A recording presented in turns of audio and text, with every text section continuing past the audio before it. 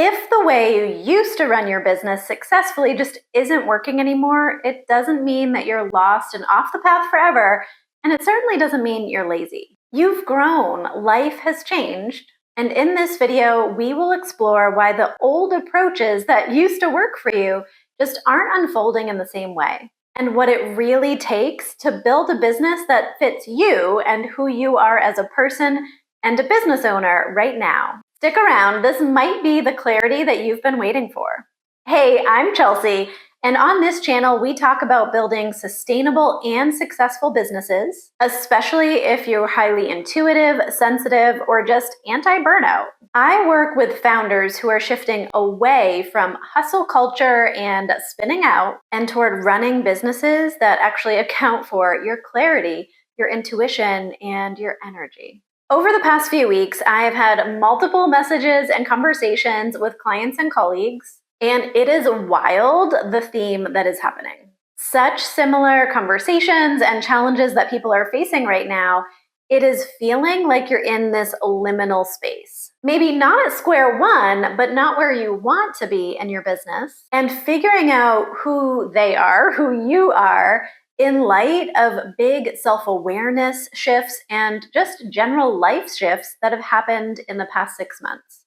Becoming a parent, leaving a demanding job, overcoming burnout, dealing with chronic health issues, late diagnosis of ADHD, like the themes have been theming, but it all comes back to having to be brutally honest about what you're not willing to do anymore to sacrifice for success. The through line becomes the same for all of these conversations. It's how do I show up now with this new level of self-awareness, these new boundaries, these new ideas of what I am and am not willing to do, and how do I now show up and run a business in a way that will align with that and feel like it is in integrity. And I get this deeply. Real talk, before I was a mom and long before I understood my neurodivergence, I ran my business like a creative night owl. Looking back now, it feels so luxurious. I would write copy late into the evening when the creative surge came through. I would launch with really short notice when an idea came, and I would just run with it and be super hyper focused until I was done. And when I wasn't feeling super creative, I would allow myself to just get bored. I would like binge watch episodes of Nashville mid-launch to let my brain slow down and reconnect. My flow was very non-linear, very non-traditional, but it worked. But trying to chase those same kind of rhythms in my life now would be impossible. Now I need to fit my hyper-focus sessions in the short amount of time when my son is at an outdoor school. And sometimes the time I have set aside in my calendar to write copy is not when I actually feel like I'm in the best creative flow. And if I get an intuitive download and I'm like, I need like 8 hours to run with this, I need to get buy-in from my husband and my son of like, hey, can I do this weekend instead of being in family flow? Now, I'm not saying any of this to complain, just that my life, my obligations, my responsibilities go beyond just those of being a business owner and earning income. It can feel so hard when the creative ideas are flowing and there's no time slotted to implement and run with them. And on the flip side, if I have had insomnia or perimenopause or chronic health issues flaring up, and it's really taking me away from being in creative flow when I need to be, that can also be really challenging. Now, I'm sharing like some of my personal truths, but I see this playing out for so many business owners where things beyond your control and or roles and responsibilities that you have outside of just running your business always come into play to how you show up and honestly the time and energy that you have. Almost every founder that I work with now still has big dreams, big goals of where they want their business and income to be, but needing a totally different foundation and system of how they're leading themselves through getting to that goal. And sometimes just energetically, the hardest part is not even necessarily that those circumstances have changed, but it honestly represents an identity shift for you. And there can be real grief in that. There can be the inkling to want to compare yourself to pre-kid ability of how to run your business.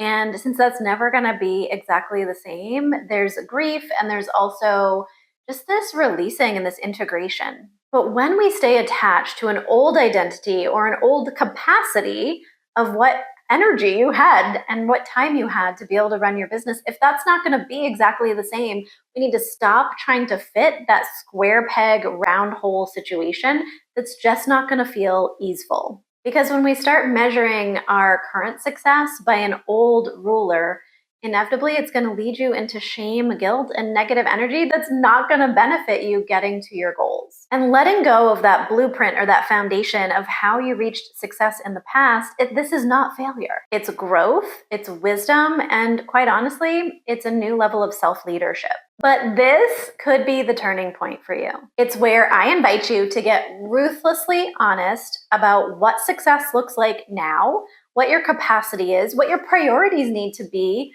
so that you can be showing up in the version of who you are now, both as a person and as a business owner. If your needs, your time, your energy, your bandwidth have changed, but your dreams, your goals, your vision is still big, your strategy and how you're showing up does need to be evolved. Because here's the truth, you are still wildly capable, but a sustainable business moving forward can't be built with duct tape and cobbling together old strategies. Because that old version of how you ran your business, trying to do it the exact same way now is only going to work in a perfect storm where your energy is great, your time availability is perfect, and your clients are showing up and are aligned and ready to implement.